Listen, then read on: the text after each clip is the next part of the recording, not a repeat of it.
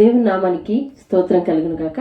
ఆత్మీయ ప్రార్థన గోపుర సభ్యులందరికీ దేవుని పేరిట శుభవందనాలు తెలియజేస్తా ఉన్నాను. మరి ఈ వారం నూతన వర్తమానంతో మేము ముందుకు రావడానికి దేవుడు ఎంతగానో సహాయం చేశాడు. ఆ వర్తమానాన్ని మేము ముందుంచే ముందు అందరూ బాగున్నారా? బైబిళ్ళు సిద్ధం చేసుకుని కూర్చున్నారు కదా మేము ఇళ్లల్లో. మరి త్వరగా మందిరంలో కలుసుకోవాలని, సామూహికంగా మనందరం కలిసి దేవుని సన్నిధిలో ప్రార్థించాలని ఆర్భాటంతో, ఆసక్తితో అందరం ఆనందంగా దేవుని సన్నిధిలో కలుసుకోవాలని ప్రార్థించండి. అతి త్వరలో ఆ రోజు ముందుంది కనుక వాక్యానికి సిద్ధపడదాం. ప్రార్థన చేస్తున్నాను. మహోన్నతుడా, నీకు వందనాలు చెల్లిస్తా ఉన్నాం. ఇది నా వాక్య భాగంతో మమ్మలను దీవించండి, ఆశీర్వదించండి. మీ మాట మా జీవితానికి మార్గదర్శిగా ఉంది గనుక, జీవాన్ని, జీవపు మార్గాన్ని చూపించేదిగా ఉంది గనుక అటు వాక్కుతో మమ్మల్ని నింపండి.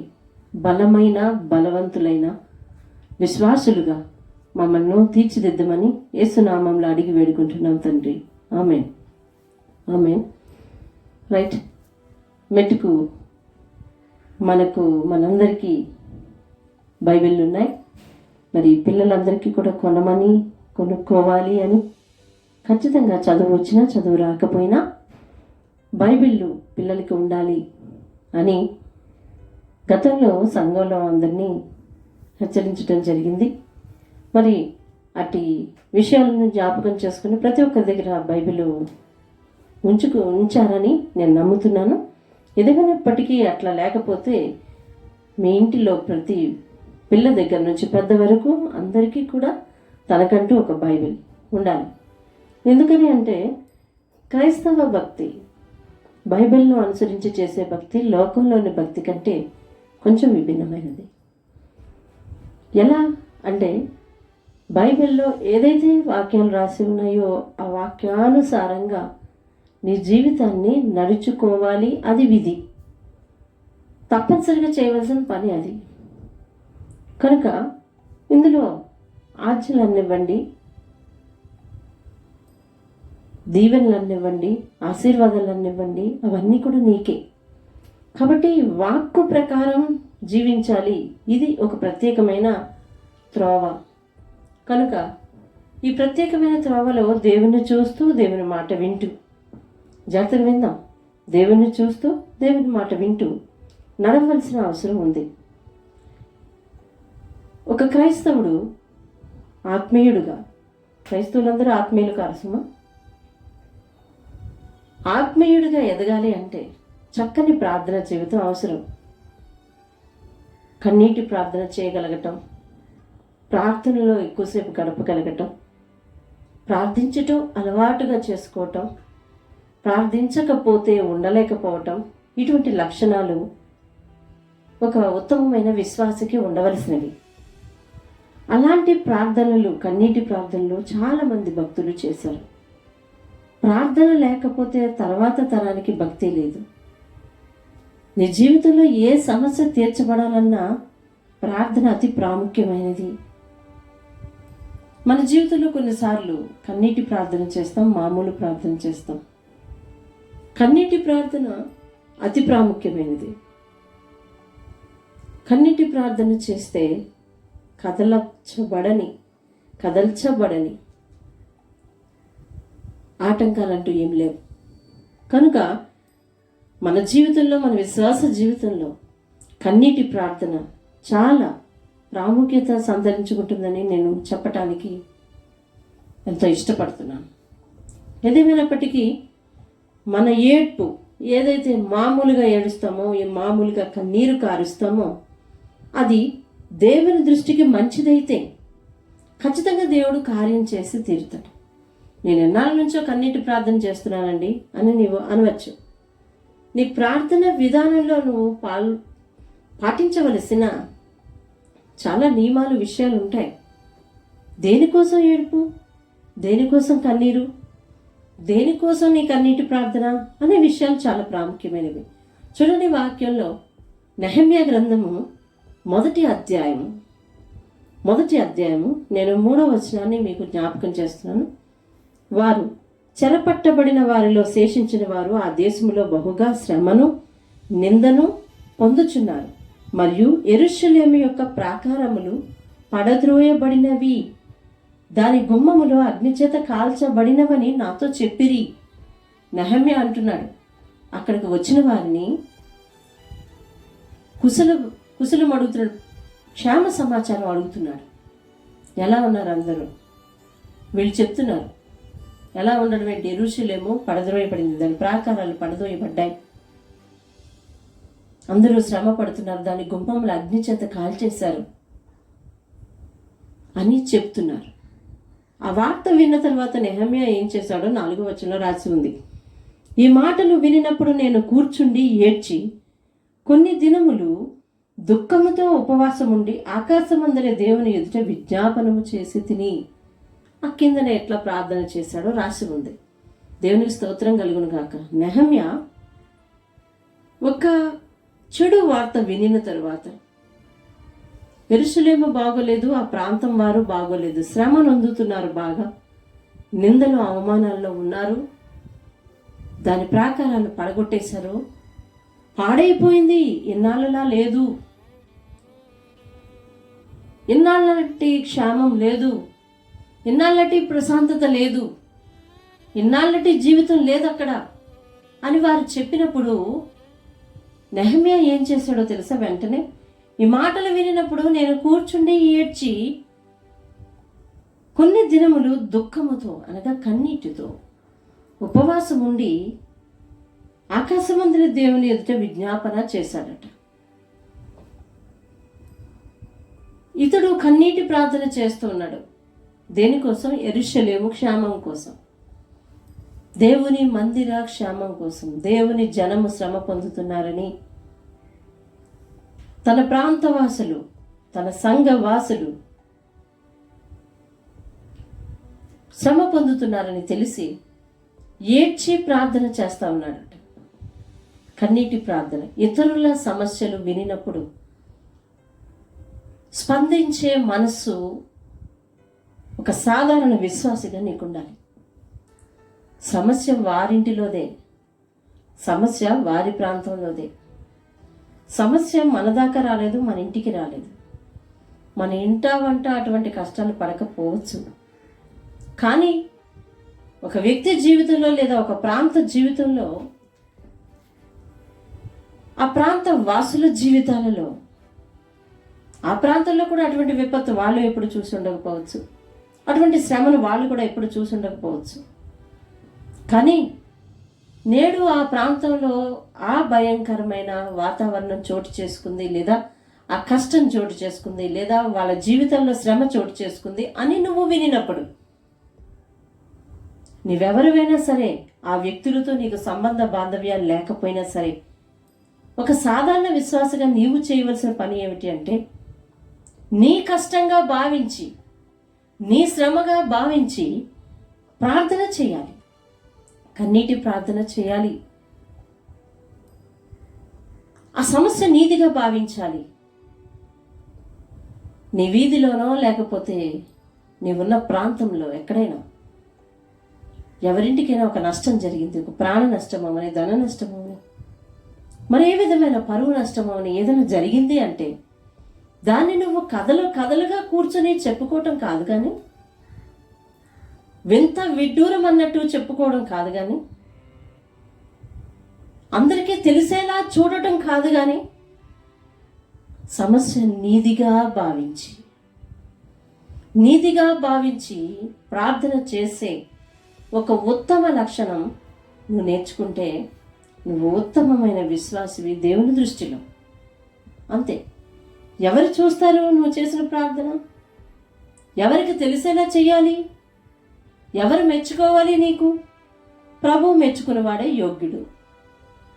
సరే, నిన్నెవరు మెచ్చుకోవాలంటే దేవుడు మెచ్చుకోవాలి. ఒక వ్యక్తిని అటువంటి ప్రార్థన చేసినందుకు దేవుడు మెచ్చుకున్నాడండి. మెచ్చుకుని అతనికి ఇచ్చిన బహుమానం చూడండి ఎంత విచిత్రంగా ఉంటుందో. మీరు ఇదివరకు ఈ వాక్యం విన్నారు. 2వ దినవృత్తాంతాల గ్రంథం 34వ అధ్యాయంలో యెషయా అనే ఒక రాజు ఉంటాడు. యూదాకు అతడు రాజు.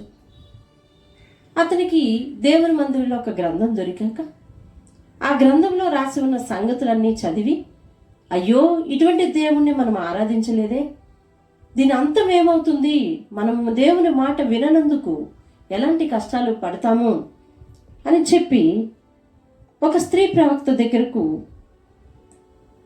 వార్తాహరులను పంపుతాడు. ఆమె చెప్తుంది, దేవుని శక్తి చేత, దేవుని ఆత్మ చేత ఇలాగూ ప్రవచిస్తుంది. ఎలాగూ 24వ వచనం, 34:24 ఆలకించుడి, నేను ఈ స్థలము మీదికిని దాని కాపురస్తుల మీదికిని ఈ గ్రంథంలో చదివి వినిపింపబడిన శాపములన్నింటినీ రప్పించేదను. క్లుప్తంగా నేను చదివాను అని మీ రాజుతో చెప్పండి అనే వార్తాహరులకు చెప్పింది. యెహోవా ఇలాగ సెలవిచ్చుచున్నాడు, చెప్పండి. ఆ మాట విని, ఈ చెడు వార్త విని, ఈ గ్రంథంలో ఉన్న శాపములన్నీ దేవుడు రప్పిస్తాడట అన్న మాట విని యెషీ ఏం చేశాడో 27వ వచనంలో రాసి ఉంది. అతను స్పందించిన దానికి యెహోవా సమాధానం రాసి ఉంది అక్కడ. అదే 34వ అధ్యాయం 27వ వచనం. ఇశ్రాయేలీయుల దేవుడైన ఆ యెహోవా సెలవిచ్చినదేమనగా, నీ మనస్సు మెత్తనిదై ఈ స్థలము మీదను దాని కాపురస్తుల మీదను దేవుడు పలికిన మాటలు నీవు వినినప్పుడు నా సన్నిధిని నిన్ను నీవు తగ్గించుకొని నీ వస్త్రములు చింపుకొని నా సన్నిధిని కన్నీరు విడిచితివి గనుక నేను నీ మనవి ఆలకించితిని, నేను నీ పితరుల యొద్దకు నిన్ను చేర్చుదును, నెమ్మది గలవాడవై ఉంటావు అని దేవుని వాక్యం రాస్తున్నారు. స్పందించాలి. ఒక చెడు వార్తకు నువ్వు ఏ రీతిగా స్పందిస్తున్నావో దాన్ని చూసి దేవుడు నీకు ప్రతిఫలం ఇస్తాడు. కీర్తనలు 18:20 వచనంలో ఏం రాస్తుందో తెలుసా? ఆయన నా నీతిని బట్టి నాకు ప్రతిఫలం ఇచ్చును, నా నిర్దోషత్వమును బట్టి నాకు ప్రతిఫలం ఇచ్చును. నీ జీవితానికి ఒక ప్రతిఫలం కావాలి. ప్రతిఫలం వస్తుంది, నీ క్రియల వల్ల ప్రతిఫలం వస్తుంది. నువ్వు పెట్టే పెట్టుబడికి, నీ ఆలోచనకు, నీ ప్రయాసకు ప్రతిఫలం కావాలి. నీ జీవితం ఫలభరితంగా సాగాలి అంటే నీ జీవితానికి ప్రతిఫలం కావాలి. ఆ ప్రతిఫలం దేవుడు ఎట్లకిస్తాడట? నీవు చేసిన, నీవు స్పందించిన, నీవు ఆలోచించిన ఆలోచనలో ఫలమే ప్రతిఫలం. నువ్వెలాగో సబ్మిట్ చేస్తున్నావో దేవునికి, నీ భక్తి జీవితం, నీ గుణగణాలు, నీ ఆలోచన విధానం అన్నీ కూడా నువ్వు ఎలాగో దేవునికి సబ్మిట్ చేస్తున్నావా? లేదు. నీవు నేను ప్రవర్తించుకుంటా పోతా ఉన్నాం, దేవుడు దాన్ని రిసీవ్ చేసుకుంటా ఉన్నాడు. ఎందుకని? ఆయన అంతరింద్రియములు పరిశోధించు దేవుడు. ఆయన మన కుడి ఎడమలా ఉన్నవాడు, నిరంతరం నిన్ను నన్ను గమనిస్తున్నవాడు. No need to submit individual. నీకు నువ్వుగా సబ్మిట్ చేసుకునే అవసరం లేదు. ఆయనే అన్నీ చూస్తున్నవాడు, పరిశీలిస్తున్నవాడు, పరిశోధిస్తున్నవాడు. కాబట్టి ఇతరుల జీవితంలో ఒక చెడు వార్త, ఒక ప్రాంతం మీదకి ఒక చెడు వార్త, ఒక ఇంటి మీదకి ఒక నింద, ఒక ఇంటిలో అనుకోలేని, చెప్పుకోలేని సంఘటనలు సంభవించినప్పుడు వాటి విషయంలో నీవెలా స్పందిస్తావు? కన్నీరు విడిచి ప్రార్థన చేసే అలవాటు నీకుందా? లేదా దాని గురించి బాధపడి మనసులో ప్రార్థన చేసే అలవాటును నువ్వు తెచ్చుకోవాలి. అలా తెచ్చుకుంటే అటువంటి విపత్తు నీ మీదకి రాకుండా నీ జీవిత కాలంలో నువ్వు నెమ్మది గలవాడవై ఉంటావు అని దేవుని వాక్యం సెలవిస్తుంది. యెషయి స్పందించిన రీతి, దేవుడు ఇచ్చిన ప్రతిఫలం ఎందుకు గ్రంథంలో రాసి ఉంది? మనం ప్రారంభంలో మాట్లాడుకున్నాం, బైబిల్లో రాసిన సంగతులను అనుసరిస్తూ మనం భక్తి చేయాలి. విభిన్నమైన భక్తి ఇది. ఎటు పడితే అటు చేసేసే భక్తి కాదు. అందుకే ఎటు పడితే అటు మాట్లాడకు, ఎలా పడితే అలా మాట్లాడకు. చూసిన దాన్ని గురించి కథలు మాట్లాడకు, వినిన దాని గురించి ఇంకొంచెం చేర్చి మాట్లాడకు.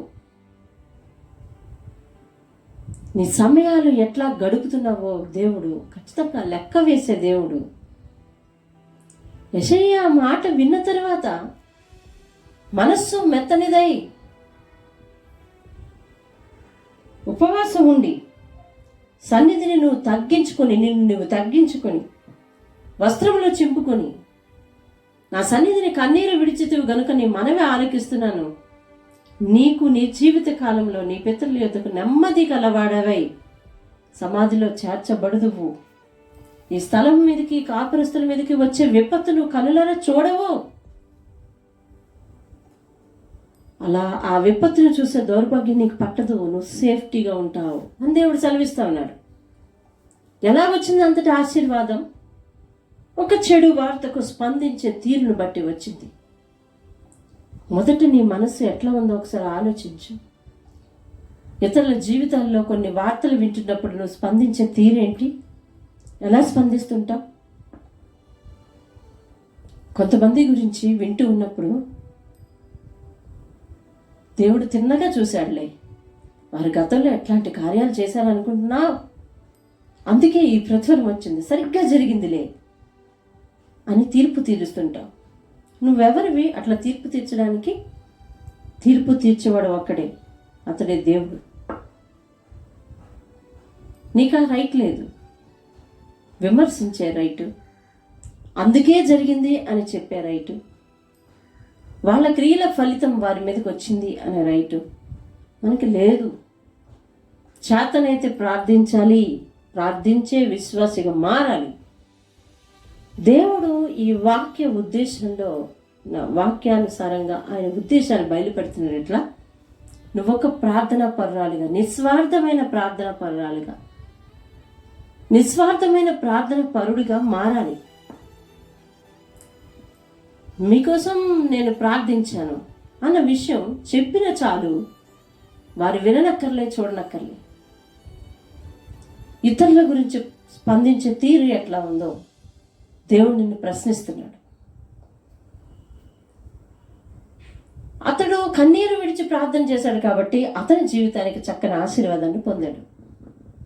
నీ ఇంటి వారు, నీవు చక్కని ఆశీర్వాదం పొందాలి అంటే కన్నీటి ప్రార్థన. ఎవరి గురించి? నీ గురించి, ఇతరుల గురించి, అన్నిటి గురించి చేయాల్సిన అవసరం ఎంతైనా ఉంది. అలాగే కీర్తన గ్రంథం 119 అధ్యాయంలో 136వ వచనంలో ఇట్లా రాసి ఉంది: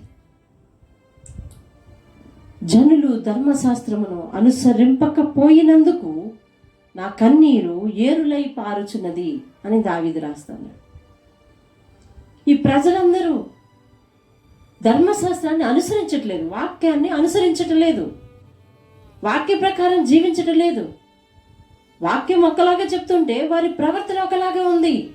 ఇటువంటి జనాన్ని కూడా నువ్వు చూస్తుంటావు కదా, మన సంఘంలో, సంఘం బయట, ఇతర సంఘాలలో.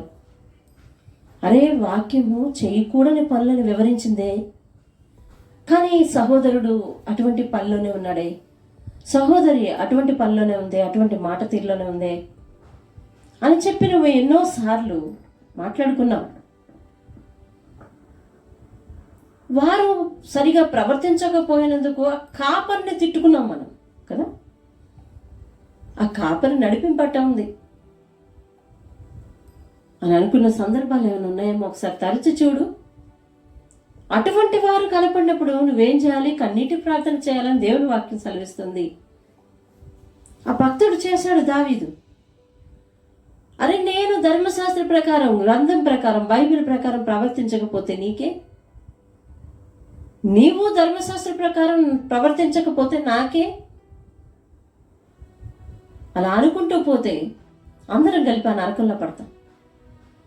నీ తోటి సహోదరుడు నరకంలో పడకుండా చూసే బాధ్యత నీది.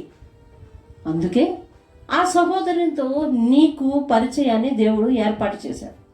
అతడు ఎలా పోతే అలా పోని, నేను చెప్పితే నా మీద కోపగించుకుంటాడని నువ్వు చెప్పడం మానేసావనుకో, ఆ ఆత్మకు సంబంధించి నీవే ఉత్తరవాదివి అన్న విషయాన్ని జ్ఞాపకం చేసుకున్నావు. దావీదు ప్రార్థన చేస్తున్నాడు, ఈ జనులు ధర్మశాస్త్రమును అనుసరింపకపోయినందుకు నా కన్నీరు ఏరులై పారుతుంది అని కన్నీరు విడుస్తున్నాడు. నెహెమ్యా కన్నీరు విడుస్తున్నాడు, యెషయా కన్నీరు విడుస్తున్నాడు, దావీదు కన్నీరు విడుస్తున్నాడు.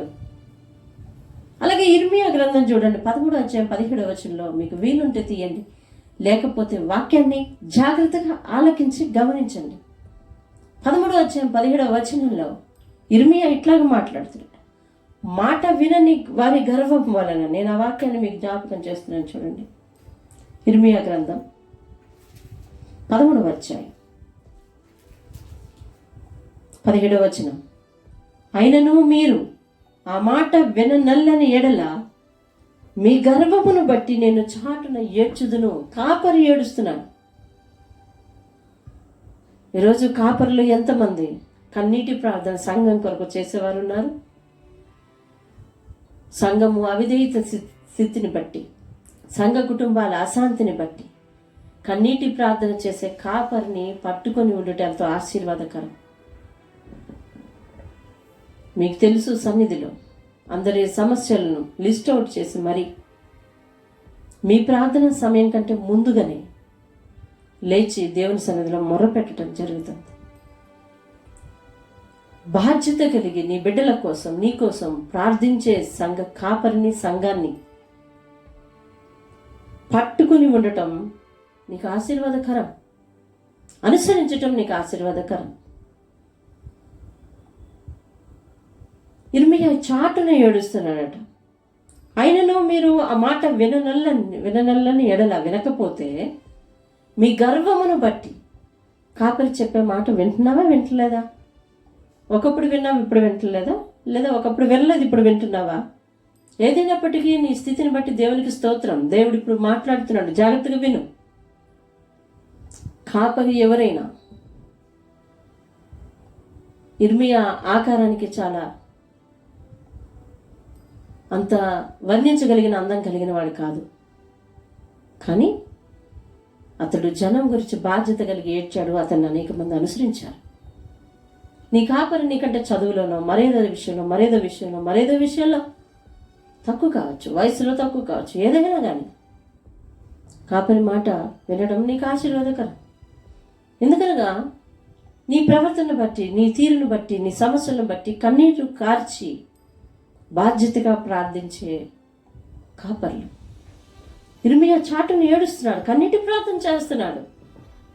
విననల్లని గర్వము కలిగిన హృదయాలను బట్టి. ఎందుకు వీరు గర్వము కలిగిన హృదయాల గురించి ఇతను కన్నీరు కార్చి ఏడవాలి? నరకానికి పోతారు కాబట్టి. మాట విననల్లకపోతే నీది ఆత్మీయ గర్వం. దేవుని మాట కాపరి చెప్తాడు. అంతకు మించి అది దాటి వాక్యాన్ని అధిగమించి ఏ విషయాన్ని చెప్పడానికి ఎవ్వరూ సాహసం చేయకూడదు. ఇందులోని వాక్యాలకు వేరొకటి కలపకూడదు. ఇందులోని వాక్యాలను ఎవరైనా ఏమైనా అనుకుంటారని తీసేయకూడదు.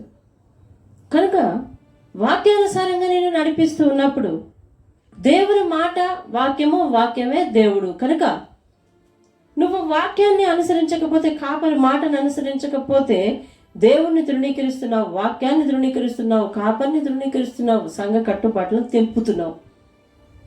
కనుక దేవుడు ఏం చెప్తున్నాడు? ఇటువంటి హృదయ గర్వము, ఆత్మీయ గర్వం ఇది. ఈ ఆత్మీయ గర్వాన్ని బట్టి కాపరి ఏం చేస్తాడట? వినకపోతే చాటుని ఏడుస్తాడు, అంతే. కాపరి నీ కొరకు కన్నీటి ప్రార్థన చెయ్యాలి. దేని కొరకు? నీ బాధల కొరకు కన్నీటి ప్రార్థన చేస్తే అది నీకు ఆశీర్వాదకరం. కాపరి నువ్వు మాట విననందుకు కన్నీటి ప్రార్థన చేస్తే అది బాధాకరం, నీకు ఆశీర్వాదకరం కాదు. నీ జీవితంలో సమస్యలు తీర్చబడటం లేదని, నీ జీవితంలో దుఃఖం ఇంకా నిలవ ఉందని, నీ జీవితంలో ఆశీర్వాదం లేదని నీకోసం కాపరి కన్నీటి ప్రార్థన చేయాలి. అది నీకు ఆశీర్వాదకరాన్ని తీసుకొస్తుంది. కాపరి ఏడుపు నీకు ఆశీర్వాదాన్ని తెచ్చిపెడుతుంది. కానీ దేవుని మాట వినకపోవడం వల్ల, దేవుని దగ్గర అవిధేయతగా నడవటం వల్ల, కాపరి మాట వినకపోవడం వల్ల, అతని మనసును నొప్పించడం వల్ల కానీ కన్నీటి ప్రార్థన చేశాడనుకోండి, అది మీకు ఆశీర్వాదకరం కాదు. ఇక్కడ ఇర్మియా చాటున ఏడుస్తున్నాడు, మాట వినలోని హృదయ గర్వమును బట్టి. ఫలితంగా కింద వారందరూ కూడా ఇబ్బందుల పాలయ్యారని, వారి శిరోభూషణములు తల మీదనున్న ఆ సుందర కిరీటాలు పడిపోయాయని ఆ కిందన రాసి ఉంది. బహుఘోరమైన స్థితి. కన్నీటి ప్రార్థన చేసే భక్తులు జాగ్రత్తగా వినండి. అలాగే మొదటి సమూయేలు గ్రంథంలో హన్నా మీకు కనిపిస్తుంది. హన్నా గొడ్రాలు. ఆమె ప్రార్థన చేసింది ఎట్లాగో 3వ వచనం 2వ వచనం చివరిలో రాసిన, హన్నాకు పిల్లలు లేకపోయిరి. నేను చిన్న చిన్న మాటలే మీకు జ్ఞాపకం చేస్తున్నాను. అప్పుడు ఆమె 10వ వచనంలో మొదట రాసినది, బహు దుఃఖాక్రాంతురాలై వచ్చి యెహోవా సన్నిధిని ప్రార్థన చేయొచ్చు, బహుగా ఏడ్చుచు అని రాసి ఉంది. అక్కడ ఏడుస్తూ ఏం చేస్తుంది? ప్రార్థన చేస్తుంది. హన్నాది ఇప్పుడు వ్యక్తిగతమైన అవసరం, పిల్లలు కావాలి తనకి. ఇప్పుడు హన్నా పిల్లలు కావాలని ప్రార్థన చేస్తూ ఒక మొక్కుబడి చేసుకుంది. అది మీ అందరికీ చాలా మందికి తెలుసని నేను అనుకుంటున్నాను. నాకు పుట్టిన బిడ్డను నీ సేవకి ఇచ్చేస్తాను అని. ఇప్పుడు హన్నా పిల్లలు కావాలి అని ప్రార్థన చేస్తుంది, కానీ ఆ పిల్లల్ని ఎత్తుకుని లాలించి జీవితాంతం వారికి ఆధారంగా, ఆమెకు ఆధారంగా కావాలని కాదు, దేవుని సేవకి ఇవ్వాలి. మెయిన్ కాన్సెప్ట్ ఏంటి అంటే, హన్నా జీవితంలో హన్నాకు గొడ్రాలు అనే నింద పోవాలి. ఇప్పుడు ఈమె నిందను పోగొట్టుకోవడానికి ఏడ్చి ప్రార్థన చేస్తుంది. మరొక విషయాన్ని మీకు జ్ఞాపకం చేస్తున్నాను, విచిత్రమైన విషయాన్ని. ఎలాంటి కన్నీటి ప్రార్థనలు ఉన్నాయో చూడండి. నెహమ్యా చేసిన కన్నీటి ప్రార్థన యెరూషలేమును కట్టింది. ఇర్మియా చేసిన కన్నీటి ప్రార్థన ఇశ్రాయేలుకు బుద్ధి తెప్పించింది. దావీదు చేసిన కన్నీటి ప్రార్థన జనుల కొరకు చేశాడు. అలాగే యేషయా చేసిన కన్నీటి ప్రార్థన తన కుటుంబానికి, తనకు, తన ప్రాంతానికి దీవెన తెచ్చిపెట్టింది. ఇశ్రాయేలీలు కూడా ఏడ్చారండి. ఏ సందర్భంలో ఏడ్చారో చూడండి. సంఖ్యాకాండము 11వ అధ్యాయము, క్షమించండి, 11వ అధ్యాయము 4వ వచనం. వారి మధ్యనున్న మిశ్రిత జనము మాంసాపేక్ష అధికముగా కనపరచగా ఇశ్రాయేలీలు మరలా ఏడ్చి, మాకెవరు మాంసం పెట్టెదరు, మాంసం తినాలని ఏడుస్తున్నారు. వాక్యంలో స్పష్టంగా రాసింది, మాంసం తినాలని ఏడుస్తున్నారట. ఎక్కడ? వాళ్ళ గుమ్మాల మీద కూర్చుని. ఆ కింద 10వ వచనంలో ఉంటుంది చూడండి. ఎవరి గుడారపు ద్వారం వద్ద వారు ఏడవగా మోషే వినెను. ఇశ్రాయేలీలు ఏడుస్తున్నారు మాంసం తినాలని. నెహమ్యా ఏడుస్తున్నాడు. మళ్ళీ ప్రారంభం నుంచి మీకు జ్ఞాపకం చేస్తున్నాను. నెహమ్యా ఏడుస్తున్నాడు, యెరూషలేము పడిపోయిందని, దాని క్షేమం పోయిందని, దాని అందం పోయిందని. యెరూషలేము అంటే ఏమిటి? దేవుని పట్టణం. దేవాలయము ప్రాకారాలు పోయిందని, అది కూలిపోయిందని, దాని గుమ్మాలు అగ్నితో కాల్చివేయబడ్డాయి. ఏంటి ప్రభువా ఈ స్థితి అని నెహమ్యా ఏడుస్తూ ఉన్నాడు. యెషయా ఏడుస్తున్నాడు, ఈ స్థలం మీదకి, కాపురస్తుల మీదకి నీ మాట విననందుకు ఇట్లాంటి శాపం వచ్చేస్తుందా ప్రభువా, తప్పించు అని యెషయా ఏడుస్తున్నాడు.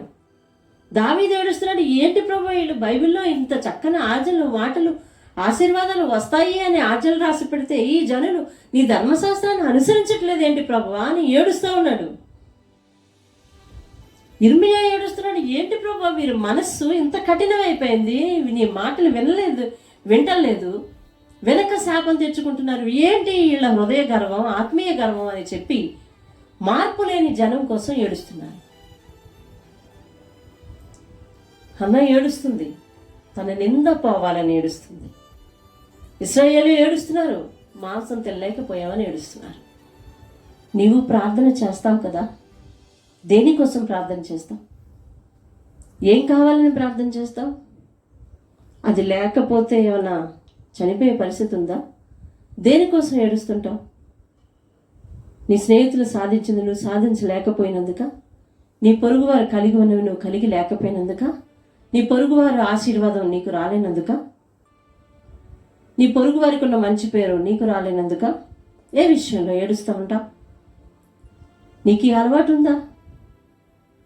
నీ సంఘంలో కానీ క్రైస్తవ సహోదరులు ఎక్కడ కనిపించిన వాక్యానుసారంగా వారు నడవకపోతే, వాక్యం ఒకలా చెప్తుంది, వీరు ఇట్లా నడుస్తున్నారే, ఇది తప్పు కదా, నేను వీరి కొరకు ప్రార్థన చేస్తాననే ఒక బాధ్యత నీకుందా? బాధ్యత కలిగి ప్రార్థించే అలవాటు నీకుందా? దేనికోసం ప్రార్థిస్తూ ఉంటావు? ఏ విషయాల కోసం ప్రార్థిస్తూ ఉంటావు? ప్రార్థించే ప్రతి అంశము అందులో సంఘం కొరకు ఉందా? ఇతరుల క్షేమం కొరకు ఉందా? ఇతరుల జీవితాల్లో జరిగిన నష్టం కోసం ఉందా? ఇతరులకున్న రోగం కోసం ఉందా? ఇతరులకున్న అప్పుల కోసం ఉందా? ఇతరులకున్న శ్రమల కోసం ఉందా? ఎప్పుడు నీదేనా? ఒకసారి నీ ప్రార్థనలో అంశాలను ప్రశ్నించుకో. దేనికోసం చేస్తావు? ఎట్లా చేస్తావు? ఏ ప్రార్థన చేస్తావు? కన్నీటి ప్రార్థన చాలా ప్రాముఖ్యం. ఏ కన్నీరు? ఇతరుల బాగోగులను చూడలేక చేసే కన్నీరా?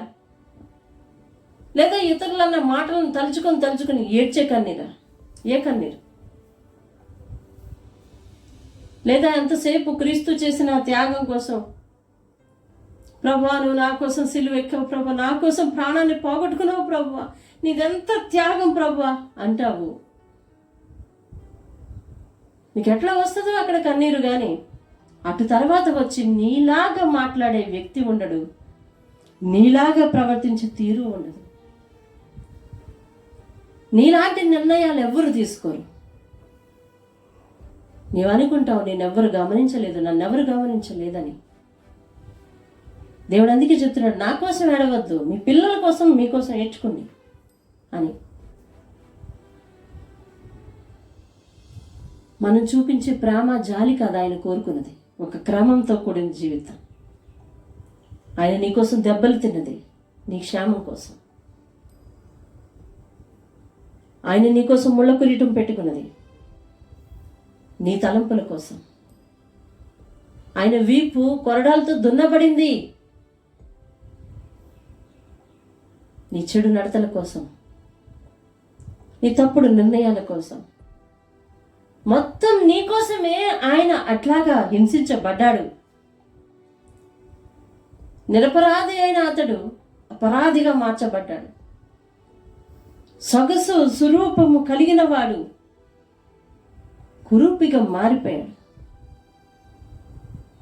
మహోన్నతమైన స్థలాలు విడిచి రిక్తునిగా చేసుకొని ఇక్కడ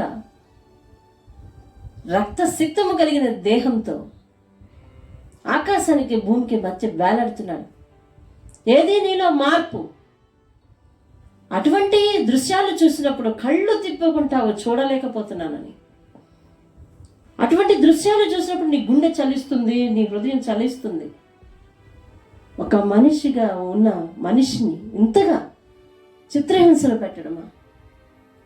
అందులో ఇంకొంచెం లోతుకెళ్ళి ఆలోచించు. ఆ చిత్రహింసలు నీ గురించి నా గురించే పడ్డవి. ఇన్ని తెలిసి మందిరం అయిపోయిన వెంటనే, వాక్యోపదేశం అయిపోయిన వెంటనే గొడవలు పెట్టుకున్న సంఘాలు బోలున్నాయి. అడగవలసిందేంటో ఇప్పుడే సన్నిధిలోనే కనిపిస్తారు, మళ్ళీ కనిపించరు, ప్రత్యేకించి వెళ్ళలేమని చెప్పి మాట్లాడుకుంటున్న సంఘాలు బోలున్నాయి. ఏ సంఘం నీది? ఏ ప్రార్థన నీది? దేవుడు అడుగుతా ఉన్నాడు. దయచేసి ఎటువంటి ప్రార్థన చేస్తున్నావో ఒకసారి నువ్వు పరీక్షించుకుందాం. దేనికోసం నీ ఏడుపు? అడిగింది కొనలేదనా? లేకపోతే అందరిలాంటివి కొనలేదనా? అందరిలాగా లేమనా? దేవునికి తెలుసు ఏ పాత్రకు ఏ రూపం సరిపోతుందో. అతడు నిన్ను చేసిన, నన్ను చేసిన పరమ కుమ్మరి అన్ని పాత్రలను ఒకేలా చేయలేదు, కానీ ఒకే మట్టితో చేశాడు. ఒక్కొక్క పాత్రకు ఒక్కొక్క ఆకారాన్ని ఇచ్చాడు. అది నిర్మాణకుడి ఇష్టం. అది అయితే అతడు పక్షపాతం చూపడు, నిన్ను ఆశీర్వదిస్తాడు. నీవున్న స్థితిలో నువ్వు నమ్మకంగా ఉండగలిగితే, నీకిచ్చిన పని నువ్వు నమ్మకంగా చేయగలిగితే, నువ్వు చేసే భక్తి నమ్మకంగా చూపగలిగితే, నీ మాట, నీ ప్రవర్తన సమస్తమును నమ్మకంగా చూపి నమ్మకమైన ప్రార్థన చేయగలిగితే, దేవుడు ఖచ్చితంగా నన్ను ఆశీర్వదించడానికి సిద్ధంగా ఉన్నాడు. 1 తిమోతి పత్రిక 1వ అధ్యాయం 2వ వచనంలో ఈ రీతిగా రాసి ఉంది కదా. 1వ వచనం నుంచి కూడా చదవచ్చు. సంపూర్ణ భక్తియు మాన్యతయు కలిగి నెమ్మదిగాను సుఖముగాను బ్రతుకు నిమిత్తం, అన్నిటికంటే సుఖముగా మనుషులందరికి ముఖ్యముగా మనుషులందరి కొరకును, రాజుల కొరకును, అధికారులందరి కొరకును విజ్ఞాపనలు, ప్రార్థనలు, యాచనలు, కృతజ్ఞతాస్తుతులు చేయాలి. అక్కడ హెచ్చరిస్తున్నాడు పౌలు. హెచ్చరించడం అంటే అర్థం ఏంటి? ఖచ్చితంగా చేయాలి అని చెప్పటం. ఎంతమంది కొరకు ప్రార్థన చేయాలి? ఇలాంటి ప్రార్థనలు చేయాల్సి ఉండి ఉత్తమమైన విశ్వాసిగా మనకి మంచి పేరు సంఘంలో, కానీ ప్రార్థనా జీవితం బాగోలేకపోతే నీవు చేసే ప్రయాస అంతా కూడా వ్యర్థమే. దయచేసి ఆలకించు. నీకు ఎటువంటి పేరుందో నాకు తెలీదు. వాక్యమును చదివి వాక్యానుసారంగా ఉండి వాక్య ప్రకారం నేను ప్రార్థన చేసుకుంటున్నాను, నేను నా ఇల్లు. అది కాదు దేవుడు కోరుకుని. నిన్ను వలె నీ పొరుగు వారిని ప్రేమించు అన్నది ఆజ్ఞలన్నిటిలో ప్రధానమైనది, ముఖ్యమైనది అని యేసు తన్ను పరిశోధించడానికి వచ్చిన ఒక పరిశీలితో సమాధానం ఇస్తూ ఉంటాడు. ఎప్పుడైతే నిన్ను వల్ల నీ పొరుగు వారిని ప్రేమించడం నేర్చుకుంటావో, పొరుగువారి క్షేమాన్ని కోరుకుంటావు, పొరుగువారి సమస్యను నీదిగా భావించి కన్నీరు విడిచి బాధ్యతగా ఆ శ్రమ వారి జీవితం నుంచి పోయే వరకు ప్రార్థన చేస్తావు. నీ ప్రార్థన ఎవరు వినవసరంలే. నిన్ను ప్రార్థన చేయమని ఎవరు అడగనవసరం లేదు. కన్నీటి ప్రార్థన అవమానాలను తీసేస్తుంది, అవసరాలను తీరుస్తుంది, ప్రమాదాల నుంచి తప్పిస్తుంది, రక్షణ ప్రాకారాలను నిర్మిస్తుంది. ఎవరి గురించి ప్రార్థన చేస్తావో వారికిను నీకును. యెషయా జీవితంలో దేవుడు సెలవిచ్చిన మాట అదే కదా. నీ మనసు మెత్తనిదై ఈ వార్త వినినప్పుడు నిన్ను నువ్వు తగ్గించుకొని నీ వస్త్రములు చింపుకొని నా సన్నిధిని కన్నీరు విడిచితివి గనుక నీ జీవిత దినముల్లో నెమ్మది కలవాడవై ఉంటావు. నువ్వు బ్రతుకు దినములన్నీ కూడా ఈ ప్రాంతం మీదకి వచ్చే విపత్తును కనులారా చూడవు అని దేవుడు వాగ్దానం ఇచ్చాడు. జీవము కోరి మంచి దినాలు చూడాలి అంటే మనం చేయాల్సిన పని అది. ఇతరుల కొరకు బాధ్యత కలిగి ప్రార్థించటం, ఇతరుల కొరకు కన్నీటి ప్రార్థన చేయటం. పరిశీలించుకొని ప్రార్థన ఎలా ఉంది. అప్పులు తీర్చు ప్రభువా, తీర్చు ప్రభువా, తీర్చు ప్రభువా. ప్రభువా మమ్మల్ని దీవించు, దీవించు, దీవించు, ఆశీర్వదించు, ఆశీర్వదించు, ఆశీర్వదించు. ప్రపంచ పోకడ ఎట్లాగుందో చూస్తున్నారు కదా. ఇప్పుడు ప్రపంచంలో ఇలాంటి పరిస్థితులు చూస్తున్నారు, వార్తలు వింటున్నారు. ఆ వార్తలు వింటున్నప్పుడు, ఈ కరోనా సీజన్లో ఉన్నప్పుడు ఇన్ని వారాలు మందిరానికి రాలేదు కదా. ఒక ప్రశ్న, దేవుడు ఇచ్చిన అధికారాన్ని బట్టి నన్ను అడగనివ్వండి. ఎన్ని రోజులు ఉపవాస ప్రార్థన చేశావు? ప్రపంచ పరిస్థితుల గురించి, దేశ పరిస్థితుల గురించి, నీ రాష్ట్రానికి వచ్చిన పరిస్థితుల గురించి, గూడు చేరలేక మండుటెండలో నడుస్తున్న కూలీల గురించి ఎన్ని రోజులు ప్రార్థన చేసావు ఉపవాసం ఉండి? కనీసం నీ జీవితంలో ఉందా ఏమైనా సమాధానం? ఉంటే నిన్ను బట్టి ముందుగా నేనే దేవుని స్తోత్రం చెప్తాను. గుండె చెదరిన వార్తలు విన్నప్పుడు పరిణితి చెందిన లేదా ఉత్తమమైన విశ్వాసిగా నువ్వు చేయాల్సిందేంటి? కన్నీటి ప్రార్థన. కన్నీటి ప్రార్థన చేయాలి. ప్రార్థన నీకు క్షేమాన్ని ఇస్తుంది. ఇతరుల కొరకు చేసే ప్రార్థన నీకు క్షేమాన్ని ఇస్తుంది. ఇతరుల జీవితాల గురించి వినపడినప్పుడు ఎన్నిసార్లు బాధ్యత కలిగి ప్రార్థించాం? ఇది దేవుడు మనల్ని ప్రశ్నింపచేసి సరిదిద్దే ఒక చక్కని వేదిక ఈ బైబిల్తో కూడిన భక్తి. బైబిల్ని అనుసరిస్తూ చేసే భక్తి మనల్ని మనం పరిశీలించుకుంటూ దేవుడు మనల్ని తీర్చిదిద్దే ఒక చక్కని వేదిక. ఇలాంటి వేదిక దొరకడం కష్టం. వాక్యంతో ప్రశ్నించి, వాక్యంతో సరిచేసి, వాక్యంతో సరిదిద్దడం. దేవునికి స్తోత్రం కలుగును గాక. ఇతరుల జీవితాల గురించి నువ్వు విన్నప్పుడు దాన్ని ప్రచారం చేయాలని చూసావు. అటు ఇటు అటు ఇటు అటు ఇటు ఇంకేమి విషయాలు తెలుస్తాయా అని తెలుసుకోవటానికి కుతూహలం చూపిస్తుంది లోకం. అట్లనే నువ్వు ఉండొద్దని దేవుడు చెప్తాను. అలా నువ్వు ఉండొద్దు, అలా నువ్వు చేయొద్దు. నీకు ఇవ్వబడిన ఆ జ్ఞానం అందుకు ఉపయోగించద్దు. వెంటనే ప్రార్థించు.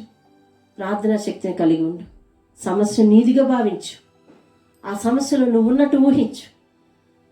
సమస్యలో తీవ్రతను అర్థం చేసుకో. సమస్య నుండి విడిపింపబడితే ఎంత బాగుంటుందో ఊహించు. వారి క్షేమాన్ని నువ్వు కోరుకుని వారిని ప్రేమించి ప్రార్థించు. దేవుడు అటువంటి జీవితాన్ని నీ దగ్గర నుంచి కోరుకుంటున్నాడు. క్రైస్తవ భక్తి ఎంతకాలమో హద్దులు ఏర్పరచుకొని స్వార్థపరమైన భక్తి చేయటానికి కాదు, నిస్వార్థమైన భక్తి,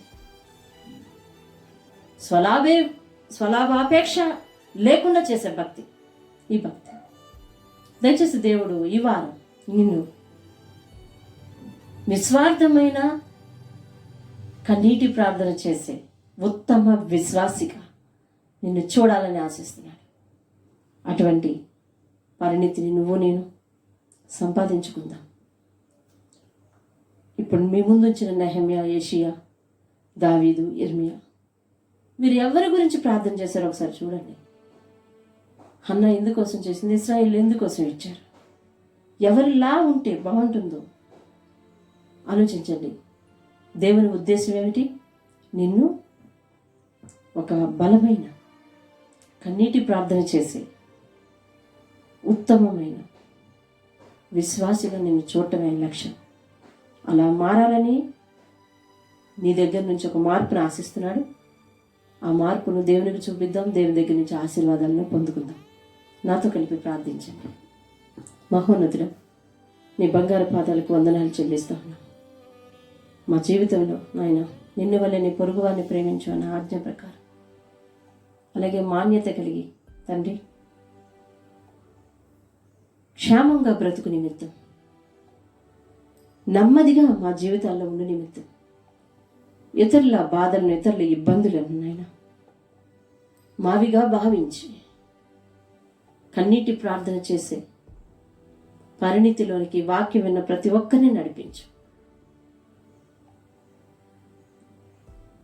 లాభాపేక్షను నాయనా తండ్రి చూడకుండా నిస్వార్థంగా ఇతరుల కొరకు ప్రార్థించే వారికి, వారి జీవితాలకు ఏం కావాలో పరమ తండ్రి నీకు తెలుసు గనక వారి ఇతరుల గురించి చేసే కన్నీటి ప్రార్థన ఆలకించి అవతల వారి జీవితాల్లో మేలును, యువతల వారి జీవితానికి నెమ్మదిని ప్రసాదించు నాయనా. ఈ వాక్యం విన్న ప్రతి ఒక్క విశ్వాసిని, ఈ వాక్యాన్ని చూస్తున్న ప్రతి వీక్షకులను నాయన నిస్వార్థమైన ఆత్మీయత కలిగిన ఉత్తమమైన విశ్వాసులుగా, మెట్టుకుని దృష్టికి యోగ్యులుగా తీర్చిదిద్దుమని యేసునామంలో అడిగి వేడుకుంటున్నాం పరమ తండ్రి. ఆమేన్. ఆమేన్. అందరికీ సెలవు.